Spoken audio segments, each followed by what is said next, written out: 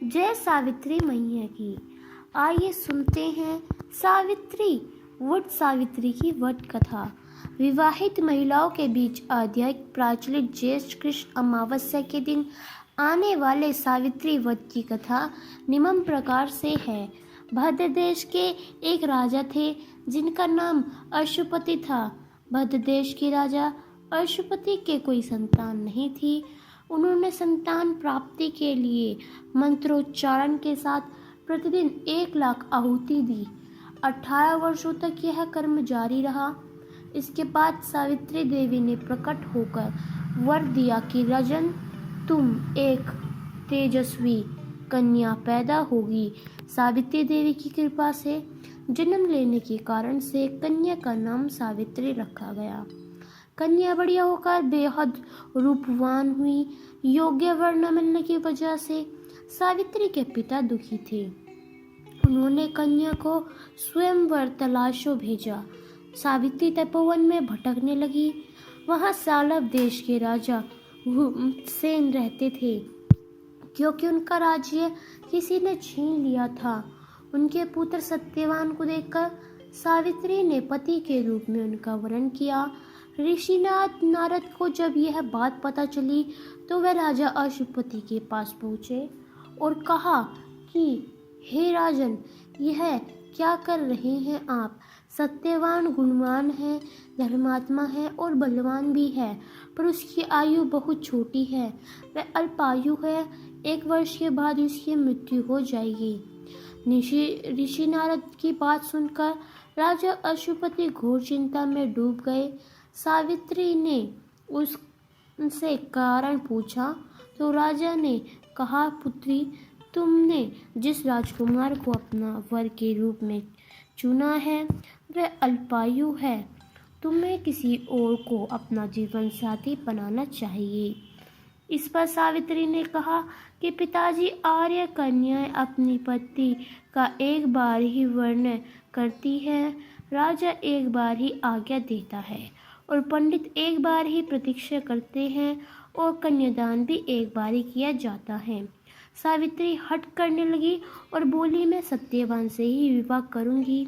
राजा अश्वपति ने सावित्री का विवाह सत्यवान से कर दिया।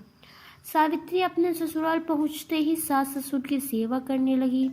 समय बीतता चला गया।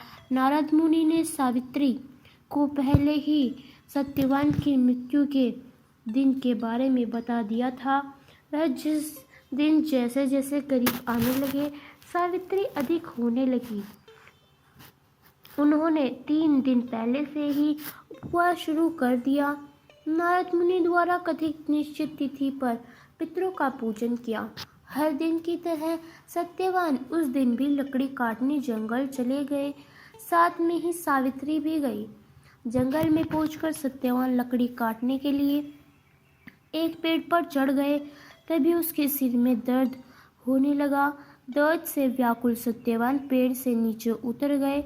सावित्री अपना भविष्य समझ गई। सत्यवान के सिर को गोद में रखकर सावित्री तभी वहां यमराज आते दिखे। यमराज अपने साथ सत्यवान को ले जाने लगे। सावित्री भी उनके पीछे पीछे चल पड़ी। यमराज ने सावित्री को समझाने की कोशिश की कि यही विधि का विधान है, लेकिन सावित्री नहीं मानी।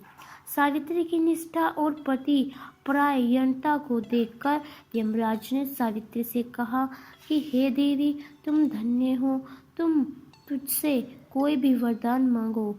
सावित्री ने कहा कि मेरे सास ससुर वनवासी और अंधे हैं, उन्हें आप दिव्य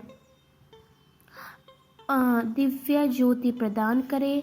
यमराज ने कहा, ऐसा ही होगा, जाओ अब लौट जाओ। लेकिन सावित्री अपने पति की सत्यवान के पीछे पीछे चलती रही। यमराज ने कहा, देवी तुम वापस जाओ।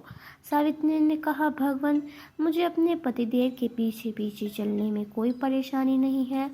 पति के पीछे चलना मेरा कर्तव्य है। यह सुनकर उन्होंने फिर से उसे एक और वर मांगने के लिए कहा। सावित्री बोली, हमारे ससुर का राज्य छिन गया है, उसे पूर्ण वापस दिला दे। यमराज ने सावित्री को यह वरदान भी दे दिया और कहा, अब तुम लौट जाओ। लेकिन सावित्री पीछे पीछे चलती रही। यमराज ने सावित्री को तीसरा वरदान मांगने को कहा। इस पर सावित्री ने 100 संतानों और सौभाग्य का वरदान मांगा। यमराज ने इसका वरदान भी सावित्री को दे दिया। सावित्री ने यमराज से कहा कि प्रभु, मैं एक पतिव्रता पत्नी हूँ और अब आपने मुझे पुत्रवती होने का आशीर्वाद दिया है। यह सुनकर यमराज को सत्यवान के प्राण छोड़ने पड़े। यमराज अंतर्धानी हो गए और सावित्री उसी वट वृक्ष के पास आ गई जहाँ उसके पति का मृत शरीर पड़ा था। सत्यवान जीवित हो गया और दोनों खुशी खुशी अपने राज्य की ओर चल पड़े। दोनों जब घर पहुँचे तो देखा कि माता पिता को दिव्य ज्योति प्राप्त हो गई है। इस प्रकार सावित्री सत्यवान चिरकाल तक राज्य सुख भोगते रहे। अतः पतिव्रता सावित्री के अनुरूप ही प्रथम आपने सास ससुर का उचित पूजन करने के साथ ही अन्य विधाओं को प्रदान करे। वट सावित्री व्रत करने और इस कथा को सुनने से उपवासक के वैवाहिक जीवन या जीवन साथी की आयु पर किसी प्रकार का कोई संकट आया भी हो तो वह टल जाता है। दोस्तों, आपको हमारी यह वट सावित्री की व्रत कथा कैसी लगी, हमें कमेंट करके अवश्य ही बताइएगा। ओम नमः शिवाय।